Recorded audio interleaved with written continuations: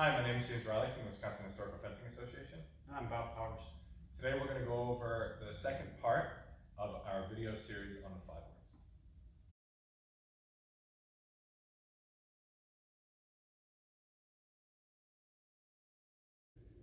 In our last video, we talked about the importance of achieving a strong position in measure, and we also talked about the acts of weakening or strengthening and therefore simultaneous weakening, which creates a moment in which we can work to strike.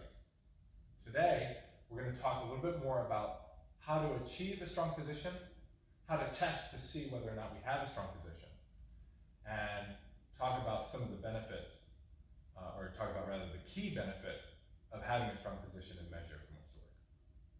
So, if we begin in neutral bind, I'm going to attempt to obtain a strong position, as I said before, by pointing across the center line with my point, aligning my point with my body-arm structure,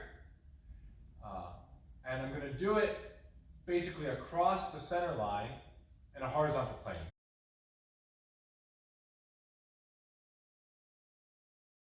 If I can push my point over his sword towards his shoulder, I know, or past his shoulder, I know I've achieved a strong position. Right? On the other hand, if my opponent points his sword over my shoulder, then he's achieved a strong position, and the only way that I can retake a strong position is by fighting to strengthen, which gives him the moment of opportunity in which to strike, or in which to work. Right? That moment of Indes. Right? So if my opponent is weakly structured, then it doesn't matter whether or not his sword is pointed across the center line. If it's not in line with his body-arm structure, then I'll be able to point, even if he resists, I'll be able to get my point across the center line. As you can see, any pressure that he does push towards slides down into the cross of my sword.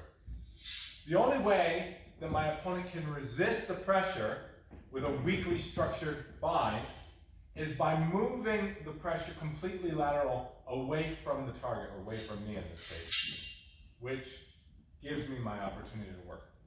Right? So, again, I'm going to achieve a strong bind by pointing across the center line on a horizontal plane in the direction of my opponent's sword, and aligning my point with my arm-body structure. Right? I'm going to know that I have a strong bind if I can get my point across the center line, as we said before, in this case, pointed towards his shoulder. Then I know I have a weak bind if my opponent is able to resist the force, to resist the pressure of me pointing towards my opponent's shoulder. If pointing towards my opponent's shoulder leads to my sword hitting his cross. And the only way, at this point, to take a strong position against my opponent is by pushing the pressure, not towards my opponent, but away from him, in which case he can yield because it's a moment of strengthening and therefore simultaneous weakening in which he can strike. You have to look at that a little bit more closely. My opponent keeps a strong position on my sword. As I push my pressure away from him to retake a strong position, I create a weakness on my right side that he's able to strike into.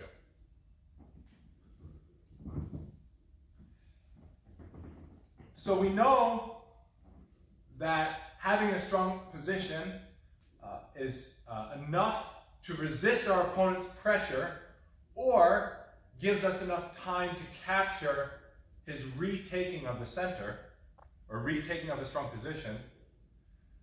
It gives us enough time to capture that moment and work into the new weakness that he creates.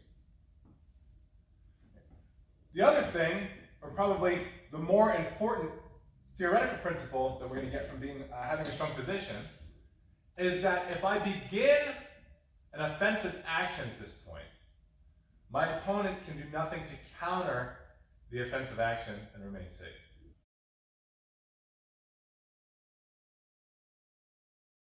So if my opponent tries to thrust as I go from a strong position to hit, my opponent's sword goes offline, and again, I'm able to hit.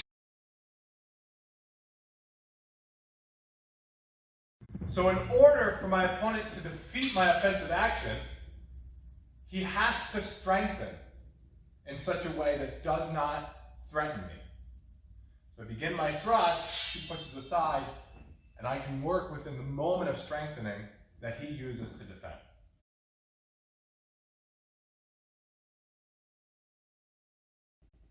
What's even more important about maintaining a strong position when we're in measure to hit isn't just that I can go directly to hit from a strong position, as we defined it before, without ever giving my opponent the opportunity to strike me, but only giving him an opportunity to parry, which creates a moment of Indes for me to work. Right? What's more important about that is that my opponent can't strike me from a weak position without simultaneously creating a moment of weakness in which I can strike.